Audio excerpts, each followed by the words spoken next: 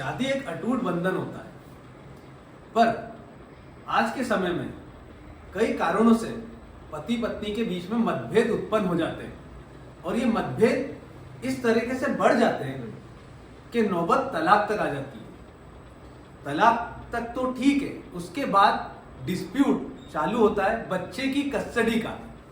माँ एक तरफ कहती है कि बच्चे की कस्टडी मुझे मिलना चाहिए, एक तरफ पिता कहते हैं कि बच्चा मेरे साथ रहना चाहिए, इसकी कस्टडी मुझे दिलाई जाए। गुड इवनिंग फ्रेंड्स, मैं हूं एडवोकेट सजल दीक्षित।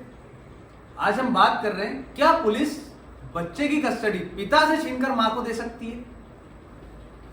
अब हम बात करेंगे Hindu guardians and minority act 1956 के बारे में।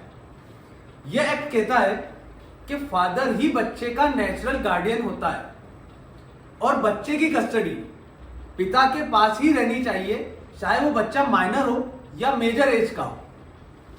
पर यही act, Indian guardians and minority act 1956, ये भी कहता है कि 5 साल से कम के बच्चे की कस्टडी मां को दी जाए, क्योंकि छोटे बच्चों को मां की जरूरत ज्यादा होती है।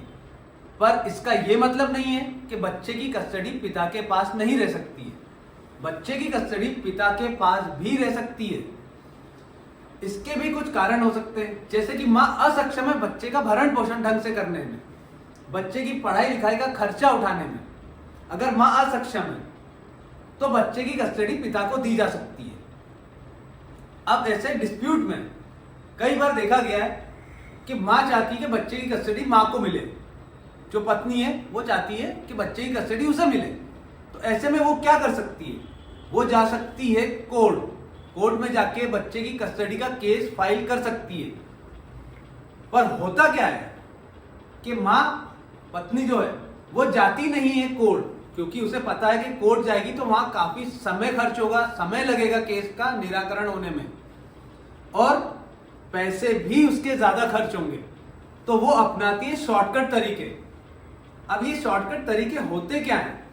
तो इसमें जो पत्नी रहती है वो जाती है पुलिस के पास, पुलिस के सामने जाती है, रोती है, गिड़गिड़ाती है कि उसे उसके बच्चे की कस्टडी उसके पति से छीनकर दिलाई जाए। ऐसे में पुलिस क्या करती है? पुलिस महिला के आंसू देखती है और ये सोचती है कि हाँ यही सही है, कस्टडी इनके पास ही होना चाहिए। तो पुलिस लगाती है पिता को फोन, बच्चे के पिता को फोन लगाती है, महिला के पति को फोन लगाती है और थाने बुलाती है कि आप बच्चे को थाने लेकर आइए, आपके खिलाफ कंप्लेंट है आपकी पत्नी की। अब ऐसे में क्या करता है, बहुत सी बार जो बच्चे का पिता होता है वो बच्चे को लेकर थाने चले जाता है।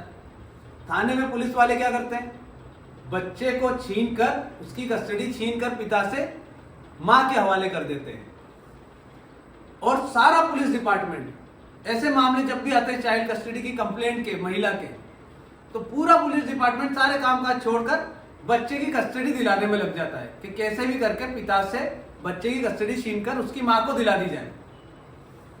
अब ऐसे में पिता को क्या करना चाहिए? ऐसे में कई बार होता है कि पुलिस वाले पिता के घर जाते हैं, बच्चे के पिता के घर जाते हैं, महिला के पति के घर जाते हैं और उसे परेशान करते हैं बच्चे की कस्टडी छीनने के लिए।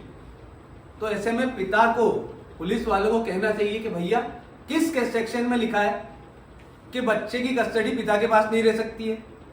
इसका जवाब पुलिस वालों के पास नहीं होगा, क्योंकि ऐसा कोई सेक्शन है ही नहीं। ये बात आप लोग भी ध्यान रखिए कि ऐसा कोई सेक्शन नहीं है जिसमें यह लिखा गया है कि बच्चे की कस्टडी पिता के पास नहीं रह सकती है। और पिता ने ऐसा कोई अपराध तो करा नहीं है, ऐसा कोई क्राइम तो करा नहीं है, बच्चे को अपहरण तो करा नहीं है। पिता ही बच्चे का भरण पोषण कर रहा है, उसके स्कूल का खर्चा उठा रहा है, उसकी सारी जरूरतें पूरी कर रहा है, और हालांकि एंड में पिता ही मेंटेनेंस भी देता है बच्चे के लिए, और मां को भी मेंटेनेंस पिता ही देता है, उसका पति ही देता है मेंटेनेंस। तो ऐसा कोई क्राइम तो करा ही नहीं है पिता ने। तो जो पिता होता है बच्चे का, वो पुलिस वालों को कह सकता है कि ऐसा कोई प्रावधान नहीं है जिसमें आप लोग मुझसे बच्चा छीनकर मेरी पत्नी के हवाले करें। ऐसा कोई लॉ नहीं बना है। और दूसरी बात, जो चाइल्ड कस्टडी का केस होता है ये एक सिविल केस होता है, सिविल मैटर होता है, और पुलिस को जहां इंटरफियर करना होता है वो मैटर्स होते हैं क्रिमिनल मैटर्स, जहां पर गिरफ्तारी का प्रावधान होता है। उन्हीं मैटर्स में पुलिस इंटरफियर कर सकती है और गिरफ्तार कर सकती है।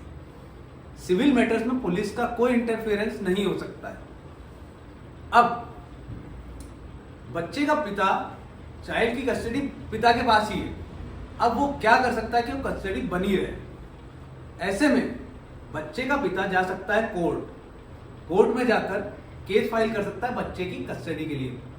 कस्टडी पिता के पास ही है, पर वो कस्टडी उसी के पास बनी रहे, इसके लिए वो जाकर कोर्ट में एक एप्लीकेशन लगा सकता है।